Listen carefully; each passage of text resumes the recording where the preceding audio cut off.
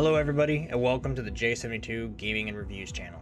Today I want to show you V Rising, and talk to you about how this action-adventure, resource-gathering, castle crafting, vampire survival game has continued to surprise me with its gameplay, gothic setting, and simple boss-slaying fun.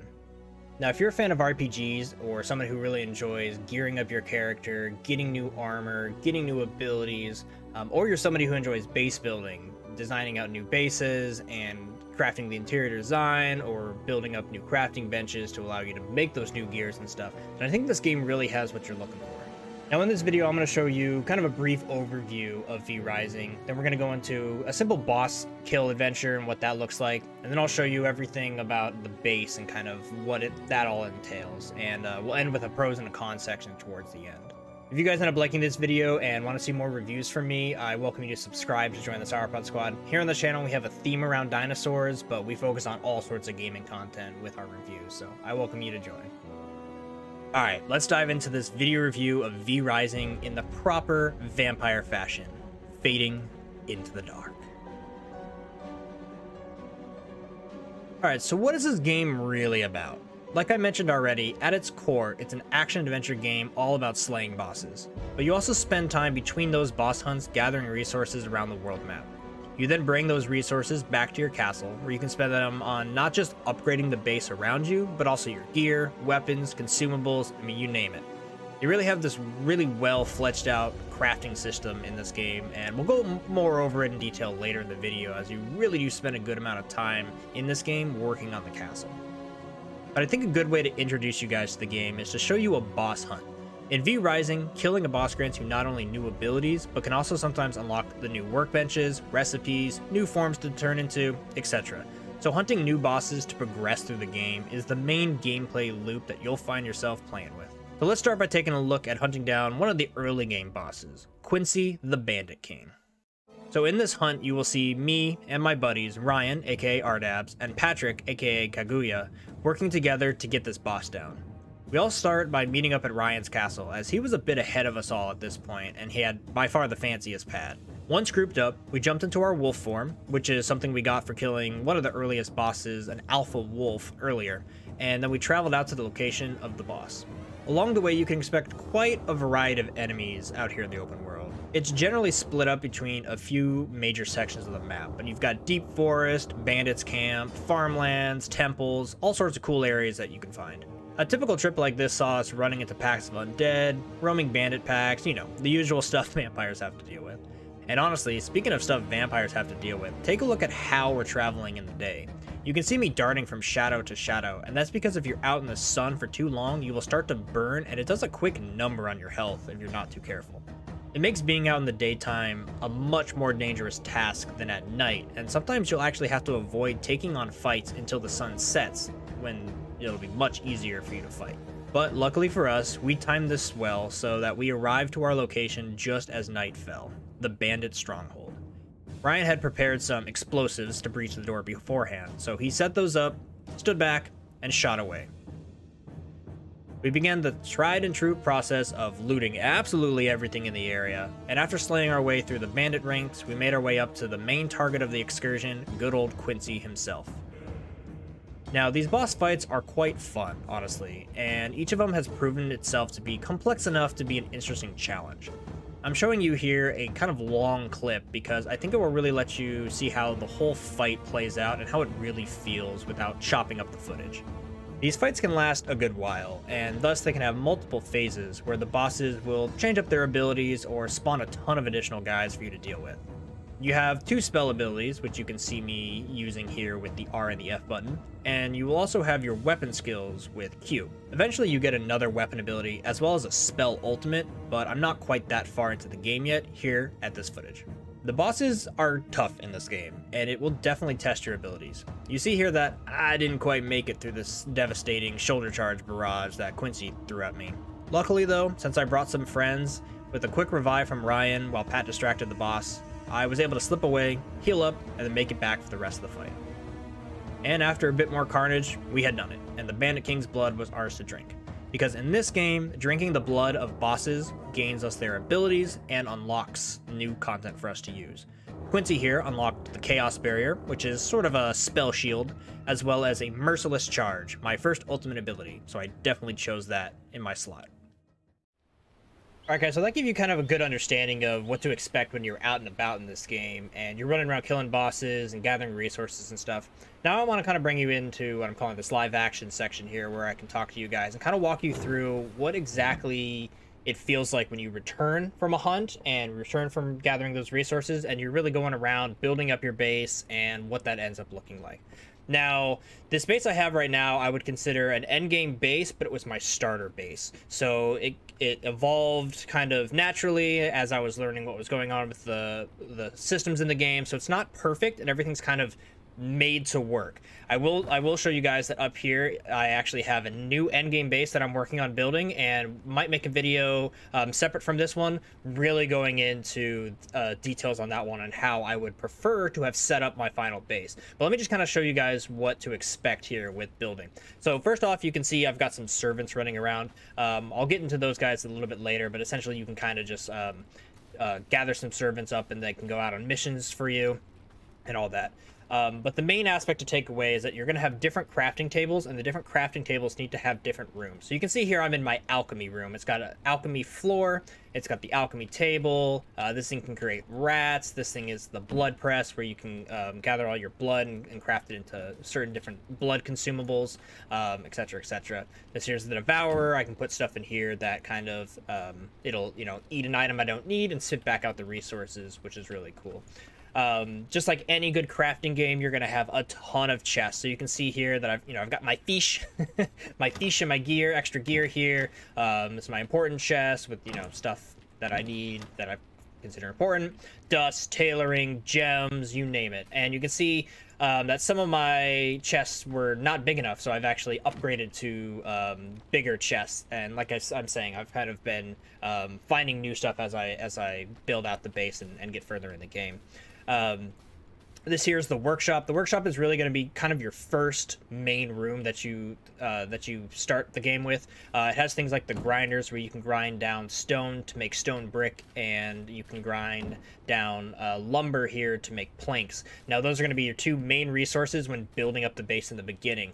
As I could hit B here and show you guys the build tool. So the build tool is a huge aspect of this game, as obviously building up your base is going to be honestly about 50% of your game time. But here I can do things where I like create walls. I can go in and add different carpets, and these are all things that you unlock from either finding tomes out in the world, or like I was saying earlier, going out and killing bosses and gathering their loot like that. Let me pop open that too, so you can just kind of see. I showed this off a little bit in the boss kill, but you can see here where if I killed Grayson the Armor, level 27 boss, one of the first bosses here, he'll give me you know, new floors, which are the workshop floors, and that is what I'm actually standing on. And this is important not only for aesthetics, but you can actually see the grinder here will be 25% better in a confined castle room as opposed to like outside on the floor in the grass, and also has a matching floor. So you want to really match your woodworking, or your workshop floor with your workshop tables. And then, you know, I've got over here, this is like my forge floor with my forge. But again, going back to that, I'm just kind of making things work. I actually don't have enough space in this castle, so I've got stuff like the printing press that needs the library floor, but I only have space in my forge. Same with the gem cutting tables, they need their own room, etc. So and then you also get a throne room. And now this is where I was talking about those servants. You can go out in the game and you can capture and dominate mine. It's called the any NPC out in the world, any humanoid NPC out in the world. And what this will bring up is basically kind of like a mission table from World of Warcraft, or honestly kind of like a phone game. A lot of games have this type of thing where you know, this has 500 strength. I can pick my Tom Torchington, who's got 505 strength, select him. It'll take him 23 hours, or I can make him go for 16 hours, or maybe 8 hours, and it gets a little bit more risky based off of how strong your guys are, and you end up giving them armor and craft all that stuff. So there's that aspect of the game. You can actually ignore that aspect of the game, or you can go pretty heavily into it. I've done about 50-50, and it's really helpful where you send all your guys out, they do stuff for a day, you come back on, literally the next day you play, and you've got a whole bunch of resources, which is really awesome. So yeah, that gives you kind of generally an overview. Here's the tailoring room, and here's the prison room. Now with the prison room is different than servants. Servants, you level up, you give them gear. You can see here that Buckshot Barry is, oddly enough, walked into a prison cell. Just some kind of clipping. But yeah, so I've given him, you know, armor, and he's got a power and a gear score, and that all matters based off of who he was and his blood percentage. And speaking of blood percentage, you can see that this guy right at the very top there, it says worker 78%. So I can bring that guy back, this worker, I could bring him back and turn him into a servant, and that his power would basically be dependent on how good his blood level is. But I decided to put this guy in the prison cell, because if you put them in the prison cell, you can actually drain their blood into blood potions, and blood potions will allow you to drink it. I actually have one here that I'll go ahead and demonstrate for you guys. So pull this. I used to have a 42, but I replaced him with my my 78. But yeah, I just simply drink that. You can see my blood in the middle goes all the way up. I am full on 42, so I've got my workers out, because workers give you an increased resource yield and increased damage against the resources. So when I'm out hitting trees and rocks and stuff like that, going out and, you know, farming for the resources, having this guy is very handy. And so I've chose to have a worker, but you can get all sorts of things. This one's a brute. Brute gives you like health back on physical damage. There's things like scholar, which is spell damage, etc. So there's lots of different options for you to choose, both as servants and also as their blood type for you to drink yourself. And last but not least, there's the gardening section of the game. Gardening is really awesome in this game. You just plant it down once you get a seed. Seeds are a little bit rare, but once you do get them, you plant them, and then you just attack them like that. You get it all back. You don't have to replant or anything. They grow back over time, and it's real simple, real easy, and I definitely recommend at least putting your garden down somewhere so you get some income of the plants. And then these tombs, you can use those plants to spawn enemies. Basically, you are creating, like a necromancer, you are creating enemies for you to come back through here and slay them for the bones and some other stuff. It's basically an additional way to get resources without having to go out in the world, which is really awesome. Yeah, everybody, that gives you a good quick overview of kind of what the castle base side of things ends up looking like. And again, this is my first base that kind of expanded as I went, and you are able to have 2 castles in this game, so I highly recommend you don't worry about your first castle. Put it down somewhere that you like, and you can work on building it up and kind of experimenting with the game. And then later, you can do one of 2 things. You can use your second castle either as a brand new base out in one of the higher level zones, so it's a little bit easier to get the resources that you need to build the end game stuff, or just simply put it out there as an outpost, because you can teleport between your 2 bases if you have nothing in your inventory, and it does end up being very, very convenient. But that basically gives you the overview of both what a boss fight looks like, as well as kind of what your castle building looks like. So now I want to break down into the pros and cons section of this review here, and really tell you some of the good and bad things about this game. All right, let's dive into some pros and cons, shall we? First off, right off the bat, the biggest pro with this game that I want to really highlight is that this is an incredibly well-balanced game. And what I mean by that is leveling up feels rewarding and impactful, but never OP or too weak. It has a fast beginning game that teaches you what to expect, things like I mentioned, such as boss killing, how to build up your starter base, and gaining new forms that will be critical in your survival out here in the world. And towards the end of the game, it slows down and allows you to spend more time with your character, so that the end game doesn't come too fast and doesn't end abruptly.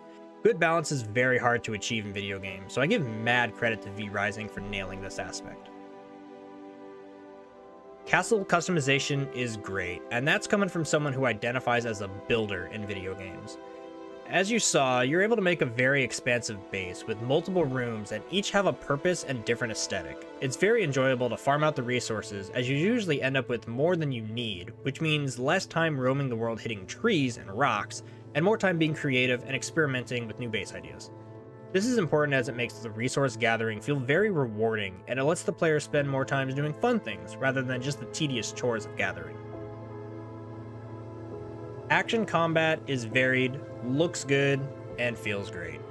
At first I was unsure how the Diablo-style isometric gameplay would play out, but being able to spin your camera has really made this into a game that feels special and a bit different than everything else out there. You're able to get really good at this game too, so training yourself to get better and raise your skill cap does really feel rewarding. The action in this game is just one of the best aspects for sure. Progress is addicting. Like I said, I've put about 70 hours to this game and foresee myself playing a lot more. But getting new abilities and new forms from bosses is really an enjoyable way to progress through this game. Plus, some bosses only give you new recipes, or some give you crafting tables, so after every hunt, you're either going to gain character power with new spells and abilities, or something that will make your castle base progress instead. This thus makes the hunt enjoyable, rewarding, and flat out good game design in my opinion. And the last pro, even though I could nitpick more, but I'm going to say multiplayer works very well, and this is a major pro. The bosses in this game, and all the enemies around you, will actually scale to how many players are in combat. This works fantastically well, as getting a group of friends together in a clan and hunting new bosses, or helping friends catch up and kill bosses you, personally, may have already defeated, is an enjoyable experience. Sometimes this does mean that bosses are harder or easier depending on their mechanics, but being able to quickly join a friend wherever they are in the game is a great positive. And if you've got a group of 4 players looking for a new multiplayer game, I highly recommend this for that. Okay, let's talk about some of the cons. So one of the biggest cons about this game is you will need to put blood in your base, which really just demands playtime. You see, your castle heart requires the blood essences you get from killing living creatures, and while it's easy enough to fill your base with blood while you're actively playing, as you do gain a ton of blood, if you want to step away for, say, a few months and return, well, your base is likely not going to be there, as a maximum level 4 castle can only put enough blood into the heart to last 11 days. So, if you're wanting to take a break from the game, it's still going to demand you to log in at least once a week to refill your bases. Again, this isn't too bad if you're consistently playing the game, but when you decide to walk away, it may be for good. Now, this game has a decent bit of running, and thus early game can sometimes feel slow due to this. Now, horses help, and teleporting does too, but those are mid-game advantages that you won't have at the start. Now, you do get wolf form early on, but running back and forth for your base to a boss or out to gather resources can sometimes feel like a drag. So, honestly, saddle up for a long run now and then if you decide to pick up this game. Controller support is meh. I don't recommend using one, and the devs don't particularly seem concerned with adding full support. Now, this is a small nitpick, and I'm not going to harp on it for too long, but usually I do prefer games like this with a controller. But I do think you'll end up enjoying mouse and keyboard regardless, as accuracy with your attacks is a really important aspect of this game, and getting good with that does feel good, but sometimes I wish it would work with the controller. Now, open world loot drop is an issue, and what I mean by this is that random players can steal loot out from under you in PvE mode, and even PvP if you weren't attacking each other. So this kind of sucks. Even with friends, only one person is going to be able to pick up anything that actually drops in the world. Allies can share learned abilities though at the study table back at the castle, so that is nice, as it does allow your clanmates to work together, learning new abilities and craftables throughout the game. But in the moment when loot drops, you're kind of going to want to spam E or discuss among your friends who gets what. And lastly, this is kind of a weird situation with my server, but we joined a private server that was advertised at the top of the server list. And while that isn't necessarily a bad thing, we ran into the issue of our server hosts chose to do a weird thing where they migrated to a new server. And when they did so, they didn't back up the save files, and we would have lost absolutely everything if I didn't go out of my way to approach the owners and talk to them about, hey, is there any possible way for you to get our server back? They ended up having to resubscribe to their old server host, back up the data, and then send it over to the new server. So everything worked out in the end, but I just do want to mention that if you do join a private server and not an official server, that you might have issues, but this happens in any game, so it's just a slight concern that happened with us. But I do want to shout out Hype Gaming. That's the community that we have joined and we are playing on. They worked very well with getting our server back online with our save progress, so shout out to them. Thanks for helping out, and thanks for running the server. It's been great. Alright everybody, that concludes the pros and cons sections, and we're nearing the end of this review, but there are plenty of aspects I didn't cover in this video that are definitely worth learning about and investigating further for yourself once you're in the game.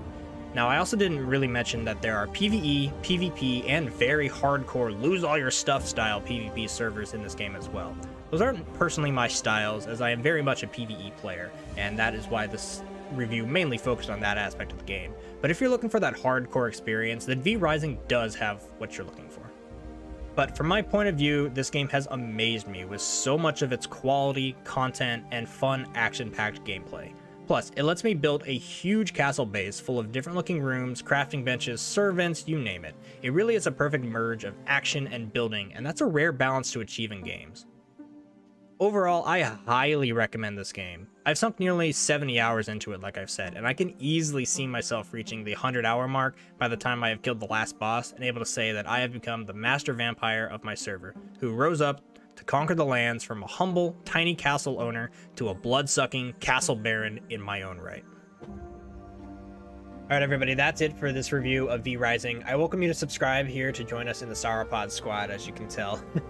Again, here on this channel we have a theme around dinosaurs and do cover a lot of dinosaur games, but anytime I'm interested in niche games like this, or just anything really that is exciting, you can expect a few reviews coming here. So we cover all sorts of gaming stuff on this channel. If that interests you, I welcome you to join us. Thank you if you choose to join. But anyway, guys, that's it on the review. I hope you guys have a good rest of your day. I have been Jay, but until next time, peace out.